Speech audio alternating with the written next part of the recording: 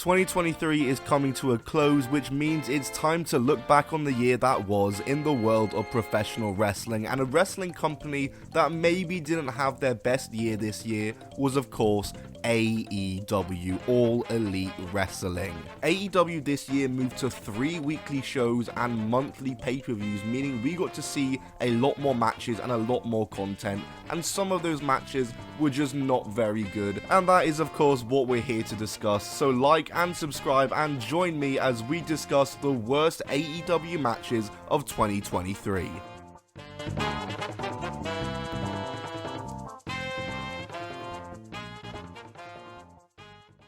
The first match to discuss comes from the 25th of October Dynamite this year, as Ruby Soho of the Outcasts is taking on Hikaru Shida for her Women's World Championship, and right from the jump we can see that these two just have no chemistry, and there's some awkward pauses between the sequences at the start and a botched crossbody into Ruby just in the first minute of the match alone. We get some corner punches from Shida which don't look great, as there's no selling going on, which just makes it look even worse from Ruby Soho. Ruby Soho then takes control of the match during picture-in-picture and slows the match down and removes one of the turnbuckle pads. Ruby Soho then goes to pick up the patented Outcast green spray paint and looks to spray Hikaru Shida with it. Well, not really, she actually throws the spray paint to Hikaru Shida and then does the Eddie Guerrero spot, trying to make it look like Hikaru Shida had just tried to spray her. But the issue is that there is no green spray everywhere. It's very obvious that she didn't. And whilst the ref is distracted, she somehow manages to have time to sneak out the ring and go grab the title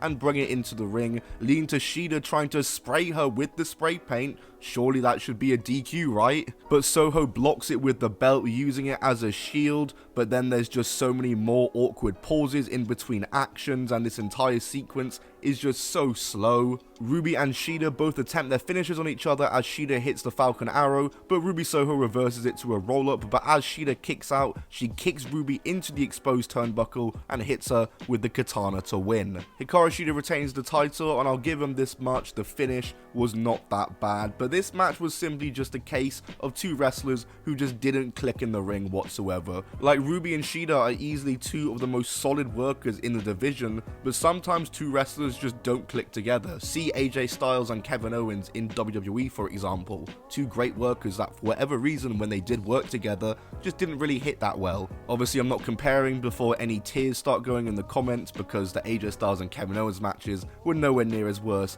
as this match was. Overall, this match was just a bit of an awkward mess, but by far not the worst on this list and in this video today.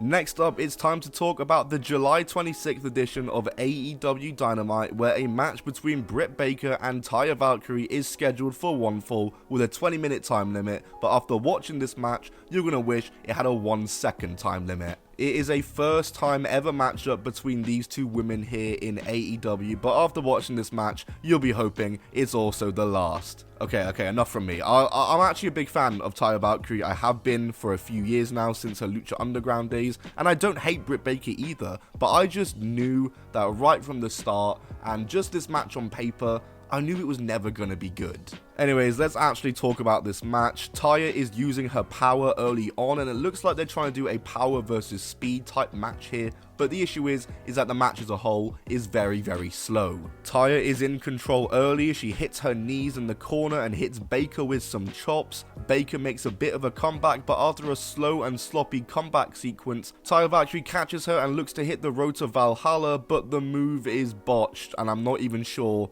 what move was hit in the end. She kind of just dropped her down in a scuffed glam slam. Taya continues to dominate through picture-in-picture, and she looks to hit the corner knees again, but Britt Baker moves out the way and makes her comeback by awkwardly grabbing her and throwing knees, and then hits the ripcord elbow for a 1 count from Taya, who no-sells it and is straight back up. And I have no issue with this kind of spot. In fact, this kind of spot, when used right, is really awesome and gets a great reaction from the crowd. But this was a weird use of it and a wrong use of the spot. They did not use this spot correctly, and it did not get the intended crowd reaction at all. Britt hits a super kick and then hits the Panama Sunrise on Taya for a near fall in probably the best moment of the match. Taya makes a bit of a comeback, hitting a spear and goes for the road to Valhalla, but Britt reverses into the lockjaw and Taya taps out immediately. This match's issue was that it just had no fluidity whatsoever in the match. None of the sequences felt fluid whatsoever. I use this word a lot during the review of this match. It was just awkward. This entire match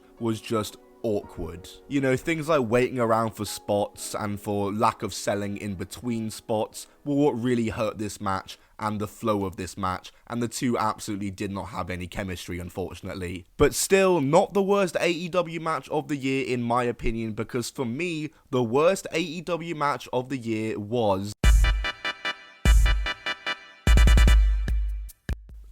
yes, it's time to finally go to August 16th for the first ever Texas Chainsaw Massacre death match on AEW Fight for the Fallen. It's Jeff Hardy versus Jeff Jarrett. TNA 2010, baby, let's go. Before this match could even start though, we start in the most TNA 2010 way possible, by brawling all around the arena and not even getting into the ring for minutes. Yes, that's literally just what happens here. It turns into gang wars as Jeff Jarrett's crew turns up, you know, Karen, Jay Lethal, Sonjay, and Satnam, and all of Jeff Hardy's boys turn up, Matt Hardy, Ethan Page, and Isaiah Cassidy. Mid-card warfare. Jeff Hardy's crew all start beating up on Jeff Jarrett, and a bucket of blood is then poured on Jeff Jarrett, and all these guys just continue to brawl throughout the backstage area for minutes upon minutes. It's been 5 minutes and I can still hardly see what they're doing because they're brawling in the worst lighting setup possible. It's been 5 minutes, like I said, we're halfway through the match and so far it's been completely unwatchable.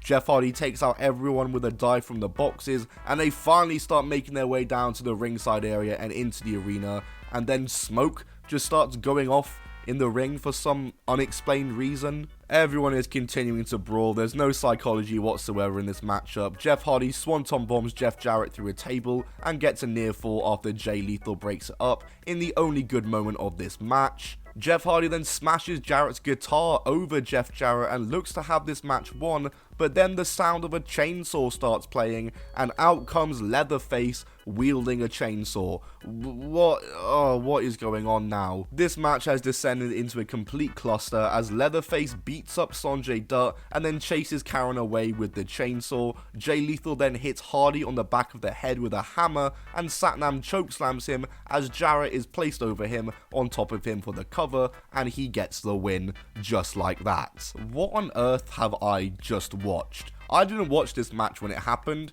and after it happened I didn't want to watch it because all I had heard about it, but I finally had to watch it for this video and I will never be watching that ever again. The match was a complete joke, and yeah, sure, it was full of TNA 2010 wrestlers, but that doesn't mean we want to see a TNA 2010 match. Like I said, this match was just a complete joke. Anyways, that's it for this video. Let me know in the comments what video you want to see next and what you thought was the worst AEW match. Like and subscribe, all that good jazz, and I'll be out soon with a worst WWE matches of the year, so stay tuned for that, and I'll see you in the next one. Goodbye, and keep on rolling.